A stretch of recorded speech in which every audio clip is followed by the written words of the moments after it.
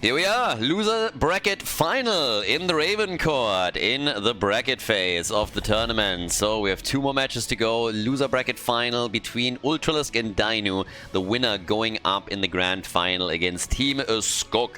And the loser, of course, of the series will take 3rd place in the tournament. Now, we have a best of 5 in our hands, and we're starting things off with Towers of Doom. We had Ultralisk yesterday in the chat, and, well, he was casting with me and also explaining things a bit. And I'm very curious to see how they're going up against each other now, because they've been bantering already a lot, and I really like it. So yeah, I could chip into. When we did the map bans, it was actually the best, because at some point Ultralisk was banning a map and then Dynouh wasn't responding at all, and at some point Ultralisk is going and is like, hey dude, like it's your turn to ban a map, and Dynouh comes in, I'm thinking, and I was like, oh god, we don't have that much time, like I'm sorry dude, but we don't have all day. So yeah, map ban number 1, and Dynouh was already a bit overwhelmed, but they figured it out. Towers of Doom is the first one.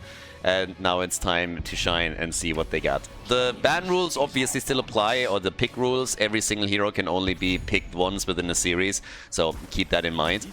And we're starting things off with Genji and with Sergeant Hammer. So right out of the gate, Ultralisk already dropping the hammer here and having to go up against Zarya and Garrosh. So both of them really not hesitating here. They clearly know what they want to pick. They clearly know what kind of game they want to play.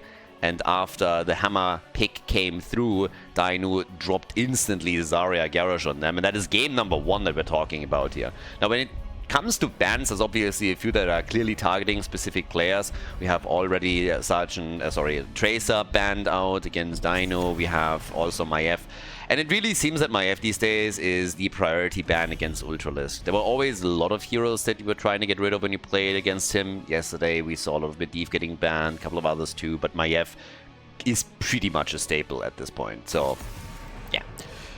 Joanna gets banned, so we're not going to get her at the front line for Team Ultralisk. Would have also been a nice hero to deal with Garrosh a little bit. Diablo is gone, so now the question is what else are they going to get?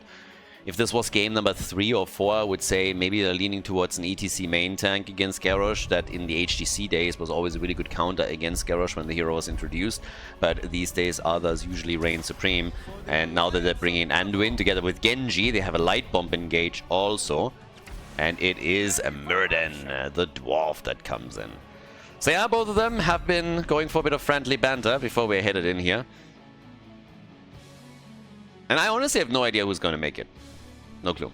If you look at the round robin, the last phase of the tournament, then Dynouh's team clearly did a bit better, but Ultralisk and his boys, they've kind of found their rhythm. Now, he said, like, yeah, at the beginning, you know, when you're playing in the captain's draft, you have to really just learn to vibe with your team and how to coordinate everything properly. But they're starting to get a bit stronger here, and Dynouh now finding himself in the losers bracket after having a very, very close match with Skok in the winner bracket final. Now want to have revenge and go back into the grand final. Darkmog is our final pick for map number 1. And let's see what we're getting on the side lane. They know they go up against the Haka, so what's the weapon of choice here for them? Together with Murden, they need that front line to protect the hammer. Could also go Urel if they wanted to. Other choices, I mean, again, map 1, you have plenty, but they go for the Space Goat. Urel it is. Towers of Doom, everybody. Game number 1, Dynouh against Ultralisk. Team Dynouh against Team Ultralisk. It's game number 1, Towers of Doom. Dynouh on Cassia for the blue team. We have Rutsu on Zarya, looking of course for that speed barrier on level 4 to empower Johan on Garrosh, with Lopaka controlling the side lane with the Haka. And we have Captain Rex on Deckard Cain, the man with a majestic beard. Over on the right side, we got Team Ultralisk with the man himself playing Genji in the first game. Gets even some support from Anduin. So we have that light bomb engage that is so powerful when you're attacking the opponent's backline. Now, of course, in this case, you have to really account for Zarya and also to an extent for Deckard. But that extra stun that comes from him is still going to do wonders for them. That also means that Sergeant Hammer is being played by Nano in this case. And it is hammer time, so let's see what he can pull off with that. Death Knight, he's the one rocking Muradin in the game, and in addition to that, we now have Kelvin playing Anduin, and Darkmog is playing Urel. Alright, seems like there were a couple of lag problems on the side of the blue team. Johan actually dropped and had to reconnect real quickly. Red team was suggesting that we could change the map too, but apparently Dynouh was pretty firm on this. So now we're heading straight into our first little battle here. Sergeant Hammer on her way down to the bottom of the map with the rest of the team though. We get the Dwarf block on level 1, and down here Dynouh is controlling the bush for now. Should be a really intense series. Given the games that we've so far seen from these two teams, this should get quite interesting. Now, Nano is baiting this a little bit, of course, but since there was no vision on a lot of the heroes on the red team, and Dynouh is not really interested in engaging with the minion wave too early. He knows there's a chance that there's a bit of a trap set up for him. So plays around the vision quite nicely, and is still attempting to push Sergeant Hammer back, but the heals are there, and so is Muradin. The rotation, on the other hand, is also coming his way. So, Johan immediately money picking it up here a bit. We get on level 1, the Sapphire for Deckard Cain. And yeah, camps will spawn in 3 seconds. And the blue team is already a bit in position, but only with the old man. So Deckard Cain can try to bring exactly that. And off we go. I got, by the way, I have to actually tell you that I am super happy because I currently live in Burjasot, which is like Valencia pretty much, but I found an ice cream shop here and it is insane. It is the best ice cream probably that I've ever had in my entire life, and it is ridiculously how good. Like, it's insanity. Honestly, I've been there like 3 times, and every single time I try a new flavor, and it is just absolutely amazing. They recently added banoffee to the mix. If you're ever finding yourself in Valencia, you need to get that as a dessert.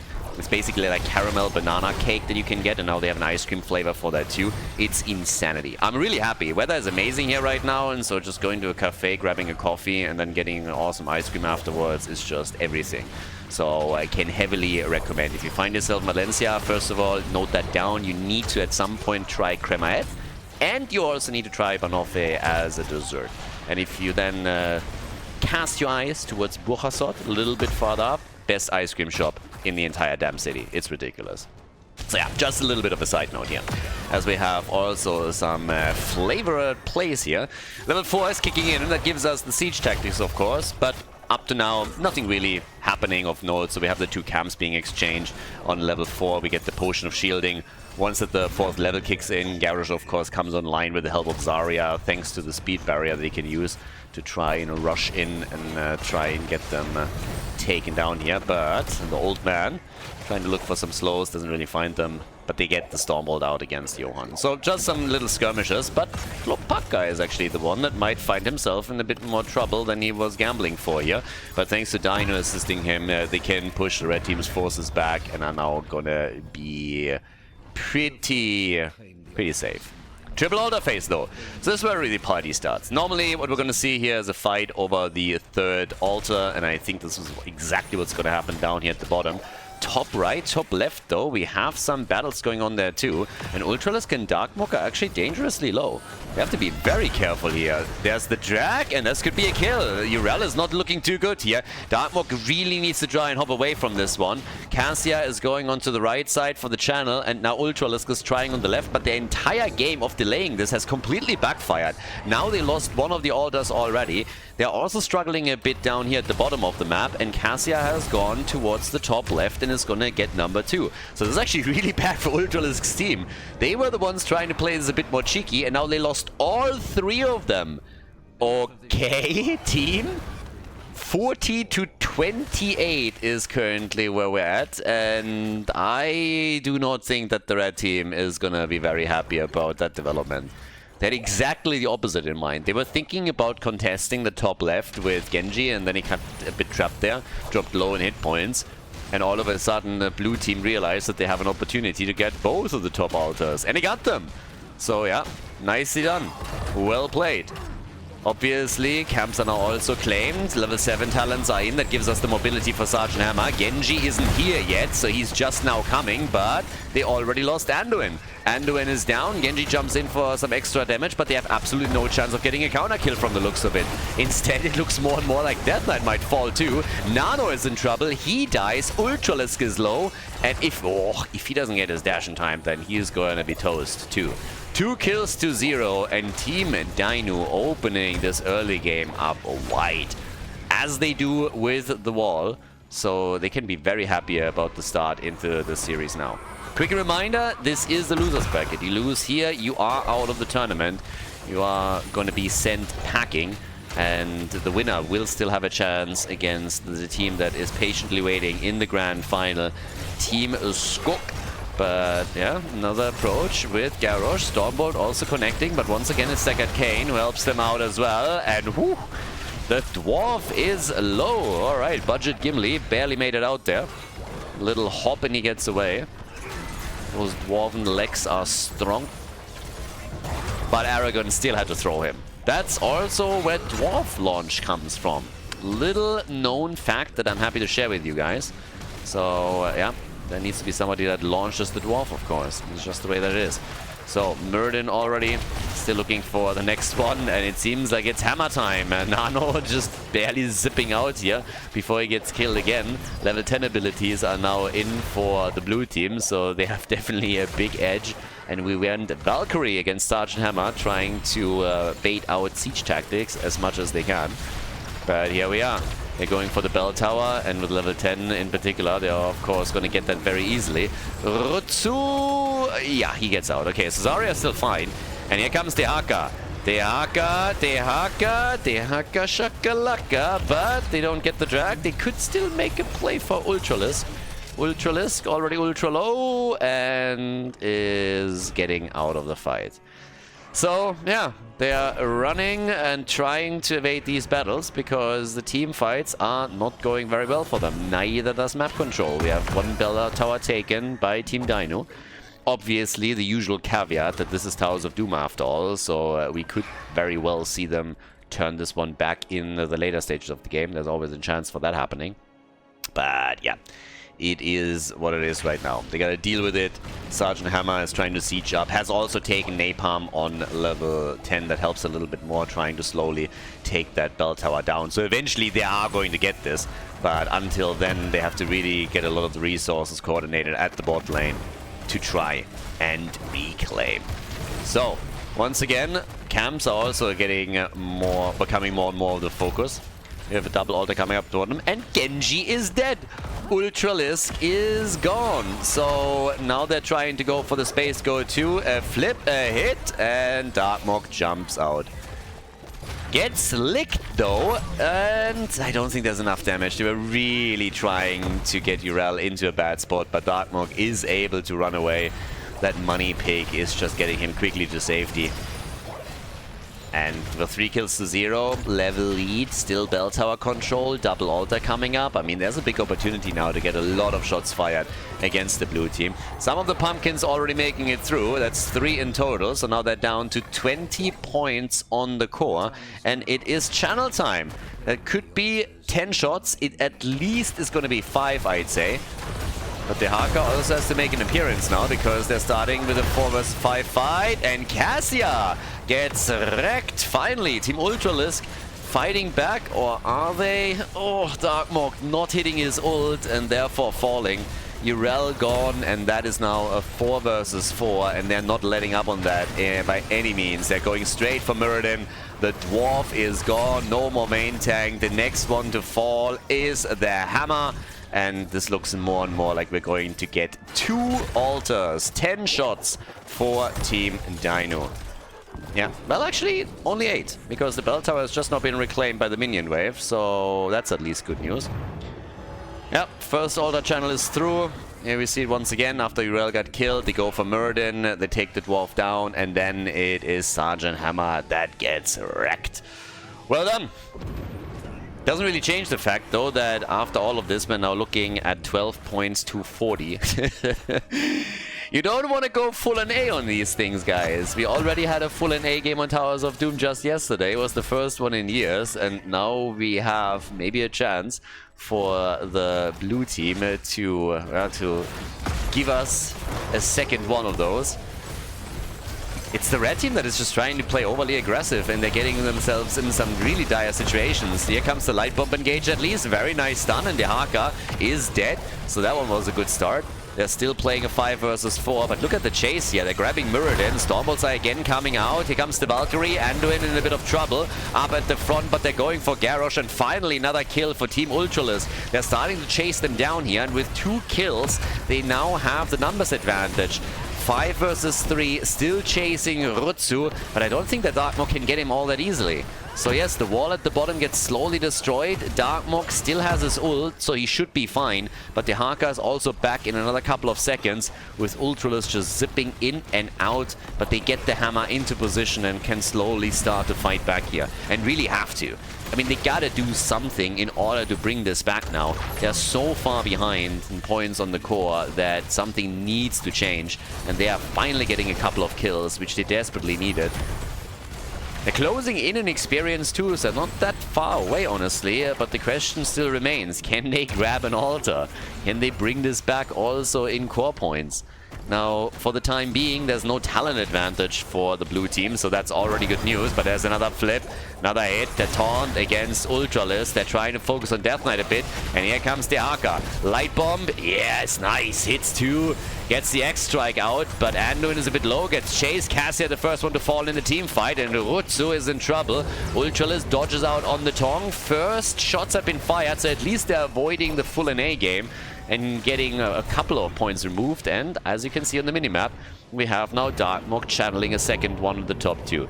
So they're stealing both of the altars. They get also a kill. It's comeback time. It's like you're playing on Towers of Doom or something. So yeah, it is comeback time indeed. 45,000 damage now for Cassia and level 16. First for Team Ultralisk. So the red team has turned the experience around. Still very, very low in points on the core, of course. I mean, that hasn't really changed here. It's 12 to 32. So they're not out of the woods yet. But yeah, they are slowly getting there. Sergeant Hammer now also picked the 16, and we get Giant Killer here. Deckard Kane hasn't died yet. And Zarya hasn't fallen yet either. So the only 2 that have not died once in this game. Bit more pressure at the bottom of the map now. Obviously, they are going to try and take some bell tower control themselves. And with the pumpkins all connecting, that's some good damage that they just dished out. So we're missing the storm bolts. They can still chase this a bit more. Zarya, of course, providing that speed bubble whenever she has an opportunity to. But there's the next cam taken, this time on the left side. They're trying to move in again. And Garrosh a bit low, but they can go for Darkmok, who's still totally fine here. Not a lot of ults exchanged, but a few have been used, mainly on the blue team side. Darkmok comes in again, starts to attack. Here comes the Light Bomb. Darkmok again hit hard by the Haka, and no chance to use the ult. Therefore, Urel is gone. The Space Goat eliminated, and Garrosh at least. Oh, haha! Wow! Nice save on Garrosh. Ultralisk made it out, but this fight is not over yet. Dynouh is just chasing them hard. They know that Death Knight is still here, but it is Anduin, the old Killjoy, that pulls everybody out of the team fight once again and makes it happen for them. Couple of pumpkins, actually not pumpkins, but altar shots made it through, and Lopaka gets another set fired. Yeah, that's the bad news, because now with the triple altar phase going in favor of Team Dynouh, we are down to 4 points on the core. So not only are we in the single digits, but the boss can end the game, which kind of forces the hand of the red team. They gotta attack the boss at some point. They gotta take it. I mean, what else are you really gonna do? You have to try and take this one out. So, yeah. I mean, this could get real dangerous quickly. That boss is a huge problem all of a sudden, particularly when the next set of altars spawn. We now have 77,000 damage on Sergeant Hammer. We have 62,000 on Cassia. But, yep, there we go. So, once again, we have the attack coming. They need to attack. They need to force this. And they're trying on Rutsu, the old man with a sleeper setup. Stay a while and get wrecked. And they're getting wrecked. Genji's the first one to fall.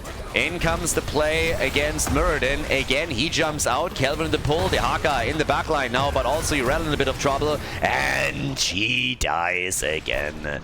Urel is gone, they're down to 3 players, and now it's time to take the lead in this series. At least here's the opportunity that they need in order to pull that one off, so they're coming straight for the boss, and it's 20 seconds until Genji is back. They go for Murden, the dwarf in trouble, barely able to jump out here. The boss is getting low, and the red team has no other chance but fighting with only 3 heroes into 5. Boss low, they do what they can, but this is just not happening. Nicely done. The dwarf dies, the shots are fired, and game number 1 goes to Team Dynouh as the blue team takes the lead in the best of 5 series in the losers bracket final.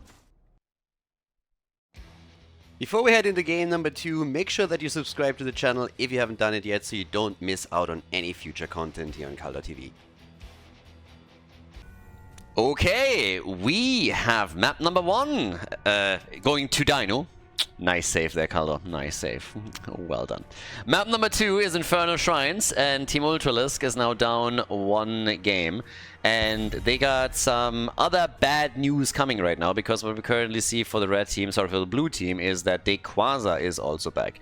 So Lopaka subbed in game number 1, and now we have Team Dynouh with Quasar on the side lane, which is definitely going to make Darkmork's job a little bit harder. A lot harder. I mean, Quasar, he's pretty good on the side lane or so, I've heard. Not to take anything away from Lopaka here, but let's be real for just a second. Playing with your full lineup, with a full roster, with players that you've trained with, obviously gives you a bit of an edge, and Quasar is definitely a bank on the side. But yeah, now with that, we are currently looking straight up at a ban on JoJo to start things off. Infernal Shrines is obviously where she can really reign supreme. Tracer gets banned again, similar to what we've seen in game number 1. And I'm still curious to see what the first pick is going to be for this one. With the second map, it means that 10 heroes are now not available, but there's still plenty that you can go for. Maiev hasn't been banned yet, so if they're not comfortable banning her here, then this could actually be a first pick also for Team Ultralisk, so they really need to think this through a little bit. There's quite a few heroes that could be nice here. I mean, Medivh was played multiple times in Infernal Shrines, another one for Ultralisk. Karrigan is strong here too, could play Maiev. So there's plenty still to be had. Particularly with how they are banning here, there's so much open right now. You really have to pick a poison. And they go for Diablo first. So they're picking the front line first. This gives a chance to Team Dynouh to steal some of those heroes away. I mean, Chromie is still up. Hanzo is still up. Heroes that normally Nano would love to play, but maybe the blue team is willing to take them away from them. So it's never only a question of, hey, what do you want to ban here, but also what are you more comfortable picking than going up against it later when you're playing the style where a hero can only be played once. And we get Maiev and we get Stukov. So instead of banning Maiev out this time, they see an opportunity to pick her for themselves. There was, of course, the risk that Ultralisk picks it first for his team, but now they take Maiev out. Ultralisk plays Medivh and Nano gets his Hanzo, as I just alluded to a second ago. But it's kind of cool to see Medivh again. We talked yesterday quite a bit about Medivh and also about stacking things up. So let's see what they can actually do here. It could be really interesting. We're gonna look at those baseline stacks. So yeah, gotta hit that hard. Gotta make it work. But yep, with that now, we got Sonya banned out too. I mean, Sonya obviously also super powerful, and Darkmork is actually somebody that likes to play Sonya, so that would have been a great pick for Team Ultralisk, for Infernal Shrines in particular. But they can still try and ban Dynouh out a little bit here. There's also, you gotta think about Quasar on the side lane. Diablo's pick is also nice because Leo has already been banned out. There's still Malthael if you're really worried about the big hit point pool of Dibbles at the front. But they get rid of a Nubarak first. Any kind of portal control just in general you want to get rid of if you can. Now Stukov has already been picked, so there's a lot already right there. And yeah, we'll see. We got for now the double pick for Dynouh and his boys. They still need the main tank, of course. And I'm also curious if they're adding more portal control there. Vala gets claimed. There is a chance we're gonna get an Uther main tag now, of course, as well. You can go for the Stukov-Uther combo that we've seen plenty of times. So there's a chance of that happening. If you go down that path, then you have an added stun. And you have the extra safety for Vala. or they can add a main tank instead. But we get Ana on the side of Team Ultralisk, and here is Malthael. So they got a nano-boosted Malthael as well on the shrines if they want it. So this is definitely dangerous what they're running here.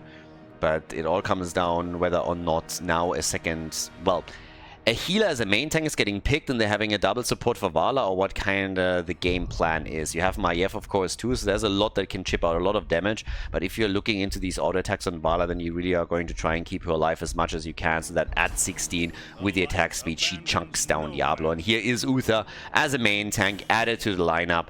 That's exactly what we kind of expected. Stukov, Uther for the blue team, and we're headed straight for map number 2, Infernal Shrines.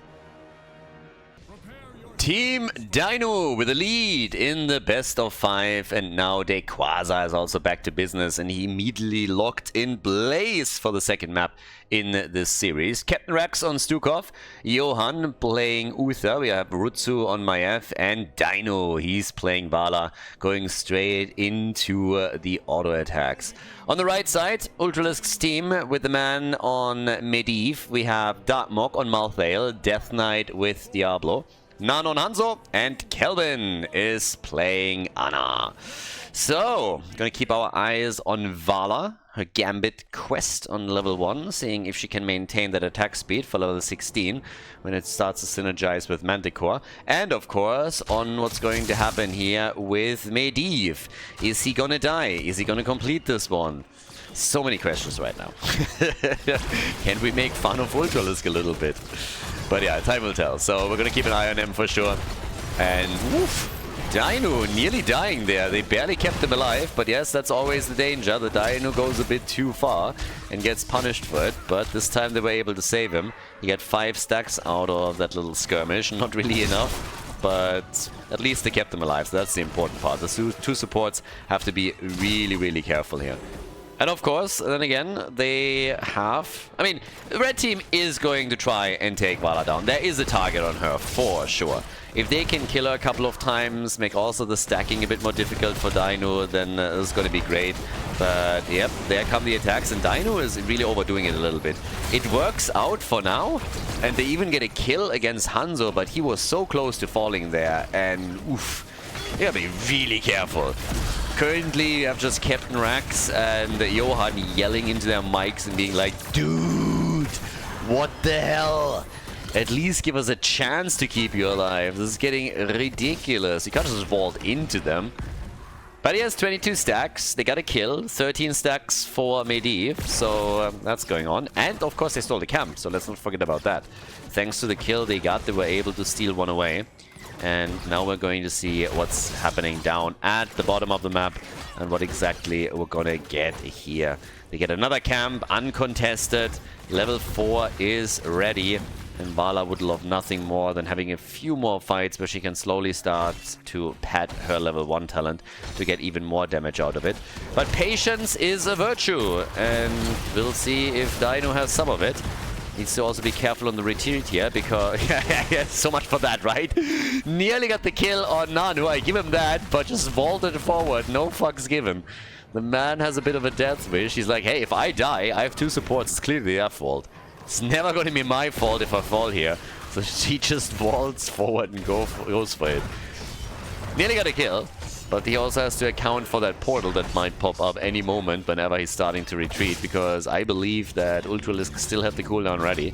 Went into the Raven Familiar here on level 4. We get the Portal Mastery as per usual agreement. And it's of course now time for those camps to do a bit of work at the top, where Blaze is pushing the lane out.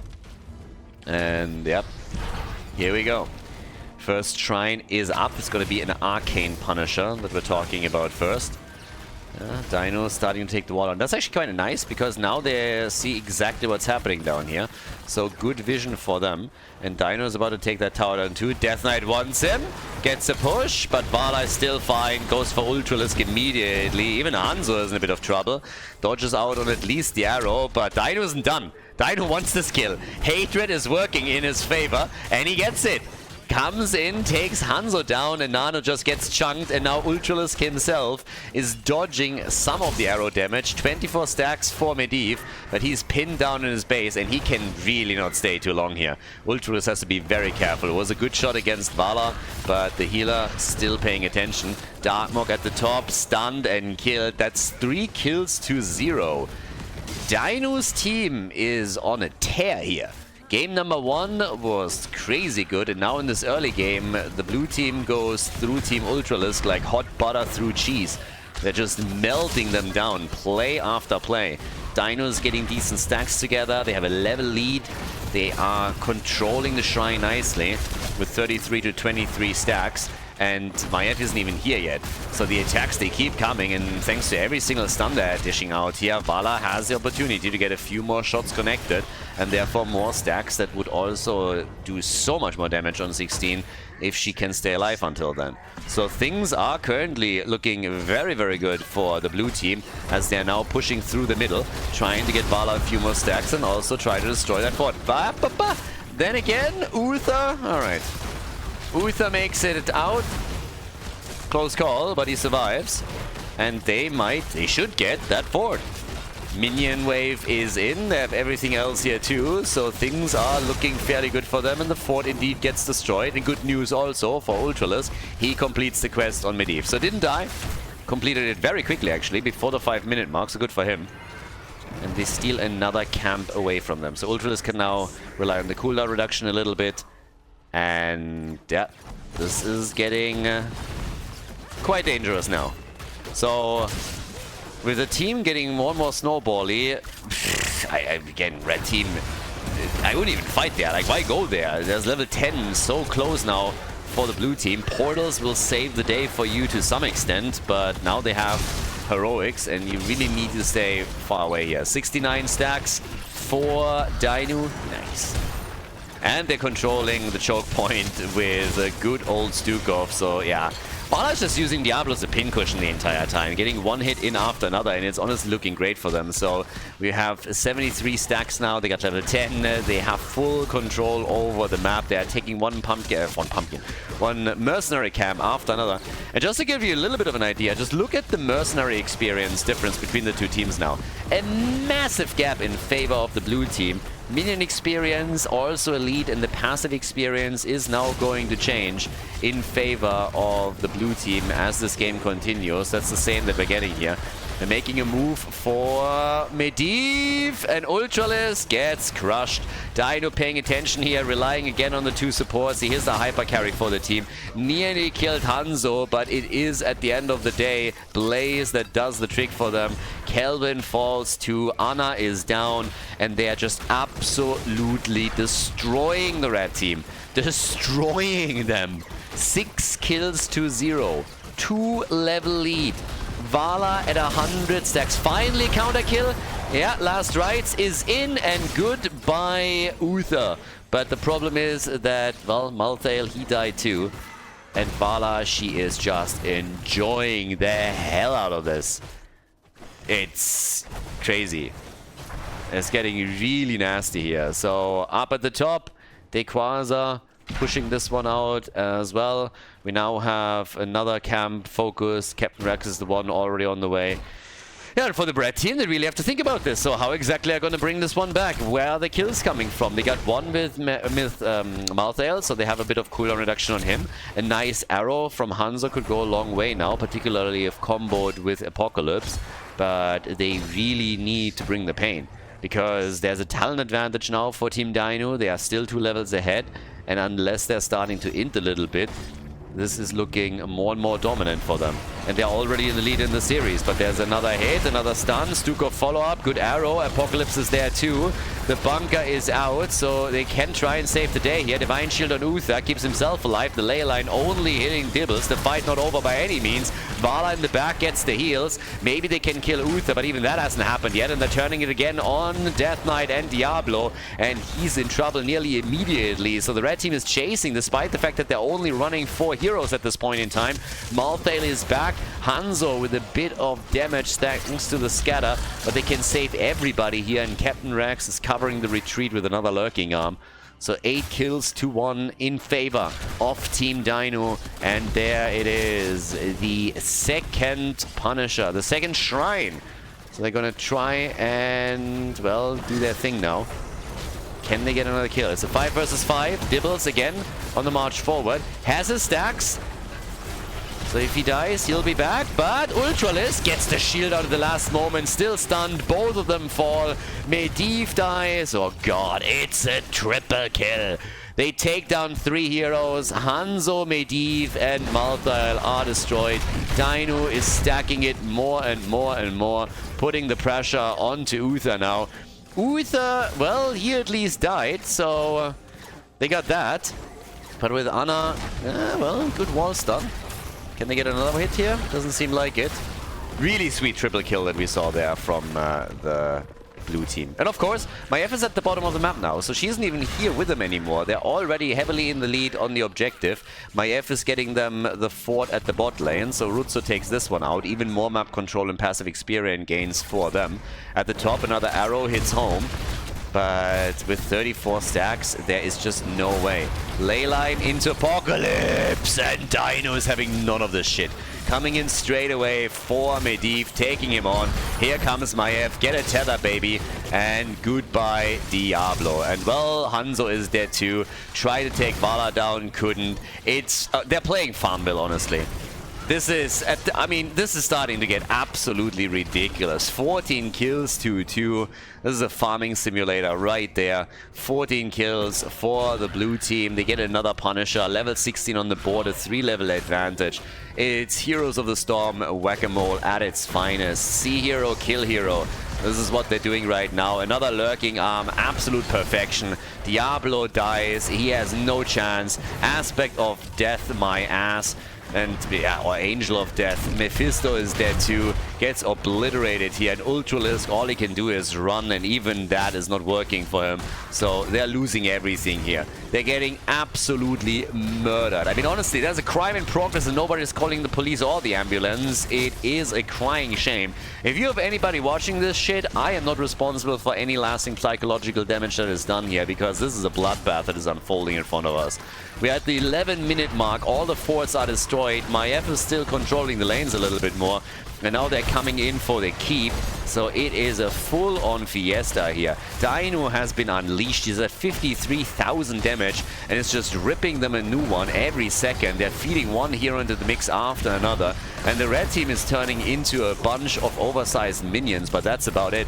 Leyline into Apocalypse. Another attempt for them to try and get a few kills here.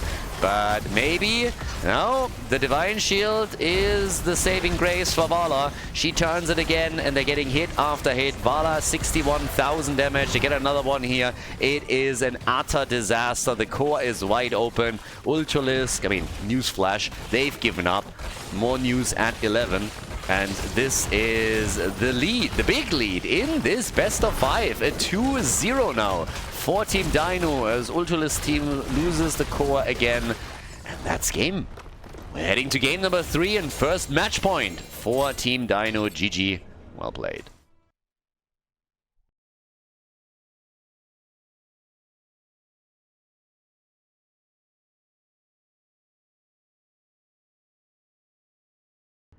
Okay, Aldrich Pass, Team Dynouh with a big lead and more importantly with some absolute dominant performance against their opponents. So, yeah, we got Team Ultralisk. We have them with so far not a single map win. Aldrich Pass is our 3rd map, and well, here's of course the opportunity to start the reverse sweep. You know, they had a plan. They came in and said, okay guys, so we're losing the first 2 maps. We're going to let them absolutely wreck us. They're going to become overconfident. And then we're coming in and we're destroying them. We're absolutely destroying them. So, yeah. I at least hope that this is the plan, because honestly, if it wasn't, then they're in trouble. But yeah, Aldrich Pass is of course the map. 20 heroes can now not be played again because they have already been played once. We're now looking at Kerrigan banned out. Keep in mind, with Maiev gone, obviously their ban pattern is going to shift just slightly. And here comes a Nubarak. So Yeah, again, Anubarak is obviously strong here because you can go for the camp, so you can pretty much come in and spawn a couple of beetles, occupy the grunts, and then start to get a lead there. It's one of the reasons why he's very strong and oftentimes picked, but we're starting to whittle also the tank pool down just slightly, so Anubarak and Tyrael are both taken out. And now pretty much the question of what exactly is Ultralisk gonna do as the first pick. They lost 2 maps in a row now, so what are they gonna go for? They gotta change something, obviously. We still have a few globals available when you think about it, so the birdie is still up, is a good choice on Alderac Pass too. Could go for Falstad later on, but now we're starting things with Stitches. So Falstad would actually not be only good for the map, but would also synergize quite well with Stitches if you're trying to go for some isolation plays. And we got Hogger as a first pick for the Quasar on the side lane. And Sylvanas. It's actually mind-blowing to me now that I think about it. Sylvanas has not been played until Game 3. That's wild, considering that normally we have it. Ooh, Alex Straza Stitches. Please, please, give me those globes. I know, it's more of a Tomb of a Spider Queen thing or an ARAM meme, but I love it when you go for just globe production, Alex Straza and Stitches with a Hungry for More, and you end up with that massive hit point pool in the late game where Stitches just can't be killed anymore. I would love if they would do something like this, just for the memes at this point. They got Nano and Mephisto. Kind of interesting to me that he didn't go for Chromie at any point in this series. So they go for Mephisto here, but we had opportunities for them to lock Chromie in for Nano, and they haven't done it. Unless I'm blanking, and they did it in one of the previous games, and I mean, honestly, they were over so quickly. Maybe I just missed out on it. But here comes Lucio, and Illidan has also been banned out, which is, yeah, kind of sad. I like Illidan. Not saying he's the best hero or anything, but he's always fun. Illidan games are always fun. I mean, think about it. Like, even back in the days, have you ever seen a boring Illidan game? Not really. So, Dynouh played him a lot, likes to play him, so the ban makes perfect sense, especially on a map as big as this one. You can play him even as a pseudo-global if you want to. You don't have to go for Metamorphosis. Brightwing and ETC, and they're going Vikings and Kelthas with this too. Alright, we got map control. That's a very interesting one. We have double mage with Vikings and Stitches Alex Straza. Alright boys, let's go. Let's see what we're getting here. Rutsu as the final pick. Alderac Pass is our third map. It's match point number 1 for Dynouh. And yeah, can the blue team pull it off? Can they facilitate a 3-0 victory against Team Ultralisk? Or is the team coming back? And it is Probius! Oh my god! We got Probius! Let's go, boys! Game number 3. A 2-0 lead for Dynouh's team, and they bust out the OP Protoss heroes. The A-click heroes, the A-move heroes are entering the game. On the left side of Alderac Pass, our third map, we have Dynouh on Sylvanas, we got Johan on ETC, Captain Rex on Brightwing, Rutsu on Probius, and Quasar is playing Hogger. As on the right side of the map, it is of course Ultralisk's team in an attempt to bring this back, and actually they are already going for the globe quest here. Ultralisk on Alex Straza, Nano, and nice roll swap by the way too. Nano Mephisto, Death Knight is playing the Vikings, we got Kelvin on Kelthas and Darkmok on Stitches. Well, we're back, and of course now time to shine and see what the probe can do. It is Rutsu on Probius right now, and well, let's see what he can actually pull off on this one. It's also kind of nice to see the role swaps that they have here. I mean, Ultralisk and Alex Straza in the first place is just glorious, and we actually have them with Hungry for More and also with the Circle of Life. So this is going to get fun. At this point, this will be really interesting. Let's see how much he can stack this up and how difficult he is going to... It's going to be to kill him in the later stages of the game. They have to bring this back somehow. So with Stitches, you can make some nice plays. They have good control here too, as you can just see. Brightwing gets taken down nearly immediately since Kelvin was able to hit the gravity lapse. So that's another CC that they can add to the chain. And that shut down the Fruit Fly immediately. So, yeah, nicely done. All the way up at the top, Dynouh, he is still doing his thing, and he gets actually a kill even against Balok, so good for him. Yeah, well played. But down to the bottom of the map, we now have still Rutsu with Probius trying to dominate this. Now the probe can be quite nice when it comes to lane control, and you can really push some of these structures down quite quickly. Zone control can also be pretty decent, so we'll see how much of an impact he's going to have with this. For now, it's more about Dequaza also taking the cam quickly. The red team is actually a bit late on this. So they're now trying to take it over here on the right side, but while they are dealing with that, the blue team is already marching their own camp straight through the middle and are going to try to run it into those towers. Probius has to be a bit careful of these rotations. Of course, for Stitches, once we're talking about really getting those globes, Alexstrasza's progress is going to be very important.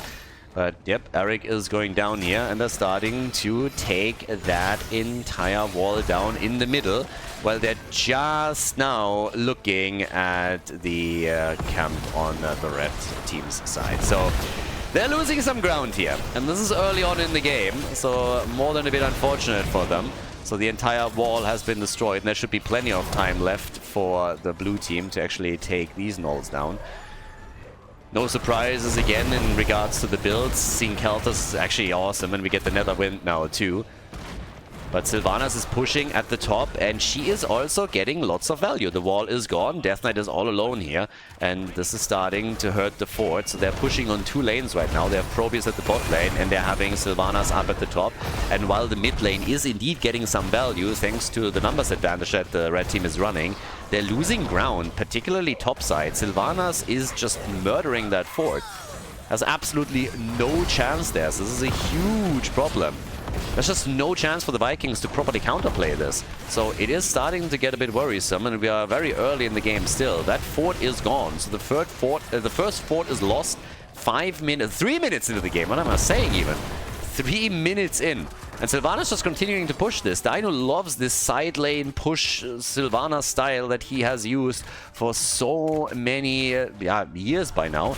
So he's getting mad value on this. Might even be able to escape here thanks to Brightwing, who comes in to help out. So yeah, they're trying to get away. Able to get the kill. Camp is now also getting attacked. ETC is currently going for the prisoners. So even with them dying at the top now likely to this, they're going to get value. They're just buying time for ETC to get the camp. Captain Rex might make it out. 1 kill to 2 now. Ultralisk is coming in and tries to deal with it, but they're already down to 10 seconds that are left. And this is not the only thing that's happened in the meantime. We have seen damage done in the middle of the map too. Ultralisk, yeah, is low and is able to get away because they want that objective and they indeed claim it. So now they can rely on the cavalry, and this is again a very dicey start into the game, and we're talking match point here.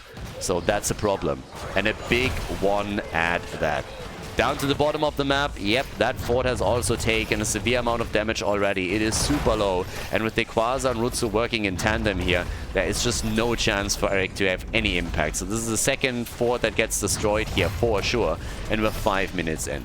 It is very much following the same pattern that we've seen in game number 1 and particularly game number 2. Ultralisk's team, they are just falling apart here. Honestly, this looks heavily like third place, what I'm seeing. So right now we have a level lead. We have every single fort destroyed in another second. And that's not the worst of it. Down at the bottom of the map, they're even opening the wall at the keep up. And they're half a level away from level 10. Guys, heroic abilities any second now. And once that we have them, they can push even further. The Vikings are getting farmed. And this is just... I mean, this is rough. This is not quite what I signed up for when I started the stream today. What's happening here? They finally get another kill, so that's the third one. ETC with stage dives, so they're globaling it up a bit. We got the null gate. And Sylvanas has destroyed another gate at the top and is now also starting to take down those towers. They're throwing a bit of a Hail Mary on the red team now by them going for the boss. So they're trying, but while they are using their resources at the bottom of the map, at the top Sylvanas is starting to take this. ETC jumps in, they're trying to fight this, and only one team has level 10 abilities. Yeah, only one team is on level 10. Ultralisk gets stunned and killed by Alexstrasza. Stitches with 12 stacks has a few more hit points, but definitely not enough to sustain himself through that. They let the boss leash instead of just stealing it away, but it granted them 3 kills, and Sylvanas is just doing her thing at the top. Basically, Dynouh's playing his own game right now. He's like, boys, really, this PvP shit is pretty boring. I'm gonna play PvE from here, and at least the minions are giving me a bit of a challenge. And he gets the keep. So, yep, there it is. I don't know if Ultralisk swallowed a troll when he woke up this morning, but this is not what I expected to see. Dynouh's boys are just on a bit of a different level right now. It just seems like the red team woke up on the wrong foot today. And if Dynouh and his boys don't run this down Lauber style, then I just don't see a way for them to recover. I mean, we've seen crazy comebacks, but boy, they really have to work hard if they want to have a chance to make anything happen here.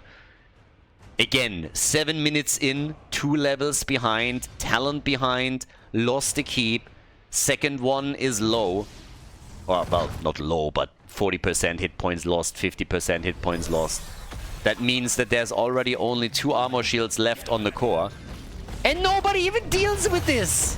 What is going on here? Like, what? There's no defense, no nothing. I know that the best defense is a good offense, but guys, you don't have either. So ETC buys them a little bit time, the keep is now gone, and now they're going for the next. I mean, they've just given up.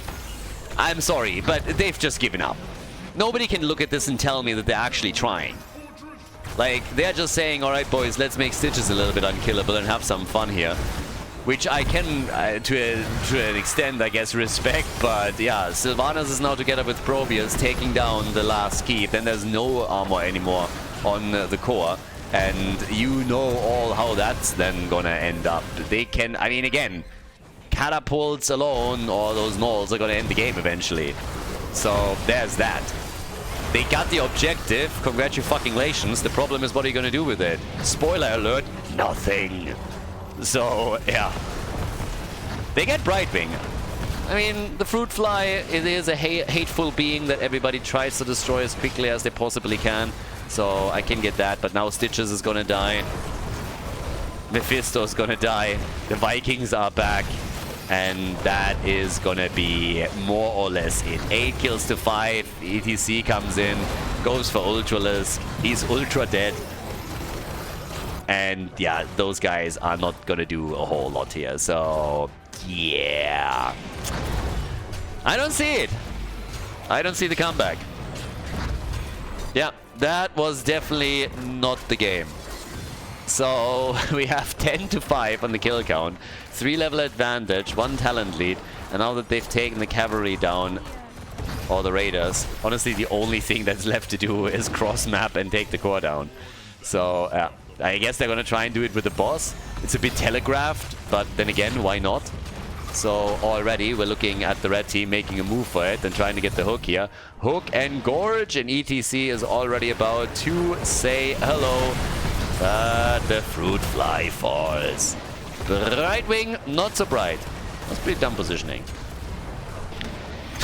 Actually wasn't, but yeah, again, whatever. So you can never diss the fruit fly enough. So they're still fighting this out since the Vikings are not all here. But I have a hard time seeing how this is going to end any differently. ETC sliding in, sliding out, making good use also of the crowd surfer the entire time. Another quick stage dive, cuts them off, and boy are they in trouble. Now ETC might die too, but they're really in the death zone here. They're not going to get out of this one alive. Kelthar's dead, that's the end of Stitches. And yeah, there's a few survivors left, but not for long. At least Probius is also getting burned to a crisp. Only a dead Protoss is a good Protoss. And you know what? They're killing Sylvanas too, so there's that. Seems like Quas is just looking at this saying like, why am I even here? Let's just go and try and end the game real quickly. Force them back to the core instead. Brightwing is helping out again, and ETC is looking at Ultralisk and saying, you know what? I can kill you myself. I don't even need a damage dealer. What do I need a damage dealer for? Totally overrated. So instead, we are now looking at the core getting attacked by Hogger. And yeah, they kill Mephisto too. So there's a couple of defenders that they can deal with. The core is already at 50%, can obviously heal itself. but the more this brawl goes on, the more interesting it's gonna get. I mean, it's at the end of the day, I guess, a boss that can end the whole ordeal. Quick hook from Stitches. 26 stacks for him. Nothing insane, particularly since they were looking for the combo with Alexstrasza. Hogger, well, the gravity lapse came way too early, so Kelby mistimed that. But here's ETC again, can simply slide out easily right there. Dodges the hook immediately afterwards and is now all good to go. Whereas Rutzo has taken one of the camps, they can still make a play for maybe a boss. Could send Hogger, could try and go for another of those camps here too. But yeah, it is more than a little bit interesting what they're doing here.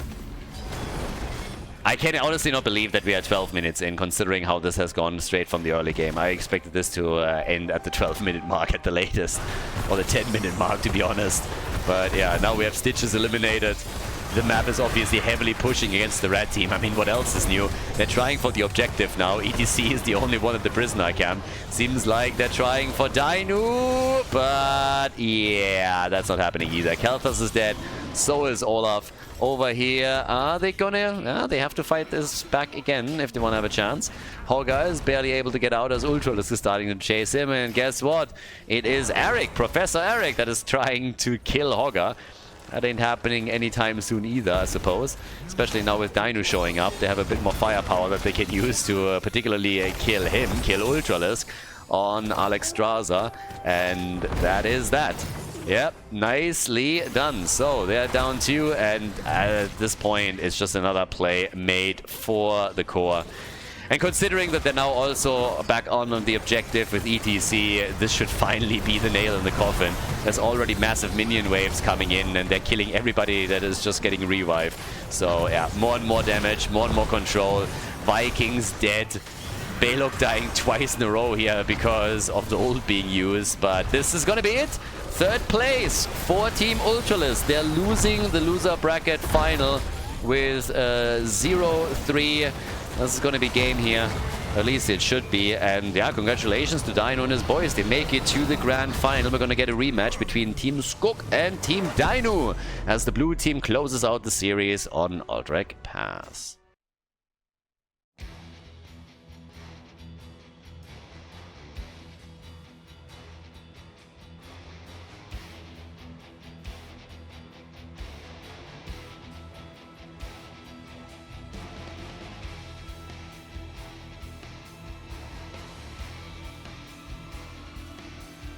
Thank you everybody for watching the video today. I hope that you enjoyed the show and the commentary. And keep in mind that the spoiler protection that is going to run for the rest of the video is made possible by all the support on patreon.com. So guys, if you want to support my work, if you want to help me start new projects and keep the spoiler protection in place, please consider heading over to patreon.com/Khaldor. There's also a link in the YouTube description, and check that out. Thanks in advance, and see you guys next time with more esports coverage here on Khaldor TV. Have a great day.